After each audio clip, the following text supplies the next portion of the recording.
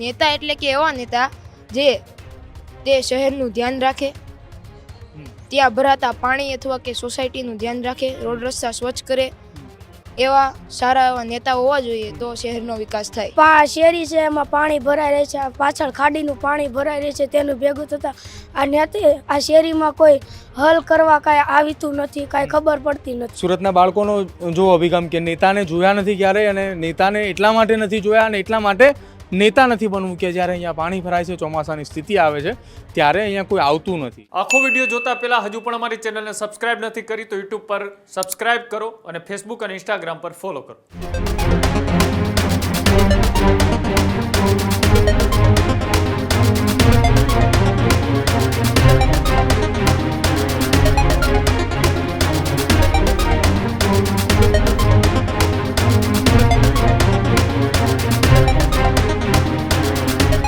સુરતમાં સ્થાનિક સ્વરાજ્યની ચૂંટણી માટે પ્રચાર પ્રસાર એ દરેક રાજકીય પાર્ટી કરી રહી છે. ન્યૂઝ રૂમે ગ્રાઉન્ડ પર ઉતર્યું છે અને લોકોને સવાલ કરી રહ્યું છે. આ તમામની વચ્ચે સુરતના એ બાળકો સાથે ચર્ચા કરવી છે કે જે શાળાએ જતી વખતે શું સમસ્યાની એ હાલાકી ભોગવી રહ્યા છે, બાળકોએ શું કહી રહ્યા છે, કેવા નેતા એ બાળકોને ગમે છે, નેતા કોને કહે છે એ બાળકો, એ સીધી ચર્ચા એ સુરતના બાળકો સાથે કરીએ. મારી સાથે અહીંયા એ સુરતના એક વિદ્યાર્થીઓ છે, બાળકો છે જે લોકોની વચ્ચે જતા હોય, સ્કૂલે જતા હોય ત્યારે નેતાઓને કેવી રીતે જોવે છે અને નેતાને એ કઈ રીતે ઓળખી રહ્યા છે.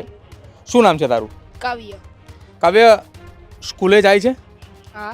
કયા ધોરણમાં ભણે છે? 8મું. નેતા એટલે શું? નેતા એટલે કે એવા નેતા જે તે શહેરનું ધ્યાન રાખે, ત્યાં ભરાતા પાણી અથવા કે સોસાયટીનું ધ્યાન રાખે, રોડ રસ્તા સ્વચ્છ કરે, એવા સારા એવા નેતા હોવા જોઈએ તો શહેરનો વિકાસ થાય. તું જે સોસાયટીમાં રહે છે એ સોસાયટીમાં કેવા નેતાઓ તે અત્યાર સુધી જોયા છે? એ સોસાયટીમાં નેતા જે ખૂબ જ ધ્યાન નથી દેતા એવા નેતા છે. સોસાયટીમાં ધ્યાન ન દેતા હોય એવા નેતા એને જોયા છે કાવ્ય? કેટલા ધોરણમાં ભણે છે? 9મું. 10માં આવ્યું. 10માં આવ્યો. વેકેશન કેવું ચાલે છે? વેકેશન નથી, 10મું ચાલુ થયું. 10મું ચાલુ થઈ ગયું. નેતા કોને કહેવાય? નેતા સોસાયટીમાં આપણે જોયા જ નથી.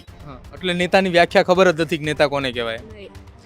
અત્યારે આ પાણી ભરાઈ રહ્યું છે એની કોઈ સમસ્યા નથી, અને આ કોઈ સ્કૂલે જવામાં કેવી તકલીફ પડે ચોમાસામાં? સ્કૂલે જવામાં કાદવ કીચડ વચમાં આવે છે અને રસ્તા ખાડા કીચડવાળા આવે. સુરતના બાળકો કહી રહ્યા છે કે નેતા વિસ્તારની અંદર નથી જોયા. કયા ધોરણમાં ભણે છે બેટા? 8મું. 8મા ધોરણમાં ભણે છે. શું નામ છે તારું? ધાર્મિક. ધાર્મિક નામ છે. મોટો થઈને શું બનવાનું છે? Chemical engineer. કેમિકલ એન્જિનિયર બનવું છે. નેતા નથી બનવું? નહીં. કેમ નેતા નથી બનવું? નેતા શેરીમાં કોઈ જોયા નહીં, નેતાનો કોઈ અનુભવ ન હોય, નેતા શું કામ કરે તેની કાંઈ ખબર હોય નહીં કે આ શેરી છે એમાં પાણી ભરાઈ રહે છે, પાછળ ખાડીનું પાણી ભરાઈ રહે છે, તેનું ભેગું થતાં આ શેરીમાં કોઈ હલ કરવા કાંઈ આવીતું નથી, કાંઈ ખબર પડતી નથી, તે માટે કેમ નેતા એટલે નેતા નથી બનવું. સુરતના બાળકોનો જો અભિગમ કે નેતાને જોયા નથી ક્યારેય અને નેતાને એટલા માટે નથી જોયા અને એટલા માટે નેતા નથી બનવું કે જ્યારે અહીંયા પાણી ભરાય છે, ચોમાસાની સ્થિતિ આવે છે ત્યારે અહીંયા કોઈ આવતું નથી. કેમિકલ એન્જિનિયર બનવું છે પણ નેતા એટલા માટે નથી બનવું, લોકોની સેવા એટલા માટે નથી કરવી કે અહીંયા લોકોની સેવા કરતા નેતાઓને જોયા નથી. આ સુરતની વરવી વાસ્તવિકતા છે, સુરતની આ પરિસ્થિતિ છે. શું નામ છે તારું? રુદ્ર. રુદ્ર કયા ધોરણમાં ભણે છે? 6ઠ્ઠા ધોરણમાં ભણે છે. શું કયા વિસ્તારમાં રહે છે તું? આ પાસોદરા. પાસોદરા. અને નેતા બેતા આવે છે તમારા પાસોદરા વિસ્તારમાં? નેતાને તમે કઈ જોયા જ નથી, એ ક્યારે આપણે આવે ત્યારે. અચ્છા, તો તું સ્કૂલે ગયો હોય એ વખતે નેતા આવ્યા હોય, મમ્મી એવું કીધું હોય કે આજે બપોરે નેતા આવ્યા, તેવી કોઈ વાત નહીં? શું બનવું છે મોટું થઈને? એન્જિનિયર. એન્જિનિયર બનવાનું છે. અને એન્જિનિયર બનીને પછી નેતા નથી બનવું? તો નહીં. નેતા બનવું જ નથી? નહીં. લોકોના કામ નથી કરવા? નહીં. નેતા બનવાની સુરતના લોકો ના પાડી રહ્યા છે. આ એ બાળકો છે, ભાવિ છે, એ ઘડતર છે જેને આપણે એ શિક્ષણ તરફ આપણે આગળ વધારી રહ્યા છીએ, શિક્ષિત કરી રહ્યા છીએ અને બાદ એમના ઉપર આપણે વિચારસરણી મૂકી રહ્યા છીએ કે આ દેશનું એ ભવિષ્ય છે. આ દેશના ભવિષ્યના એ બાળકો છે જેમને ક્યારેય નેતા નથી જોયા, નેતા નથી બનવું. તેની પાછળનું એ કારણ છે કે એમના વિસ્તારની અંદર ગટરના પાણી, વરસાદના પાણી એ ભરાય છે. ક્યારે કોઈ સમસ્યા હલ કરવા માટે કોઈ નેતા નથી આવ્યા, માત્ર આવે છે તો એ પ્રચાર પ્રસાર માટે, એટલે આ બાળકોને નેતા નથી બનવું.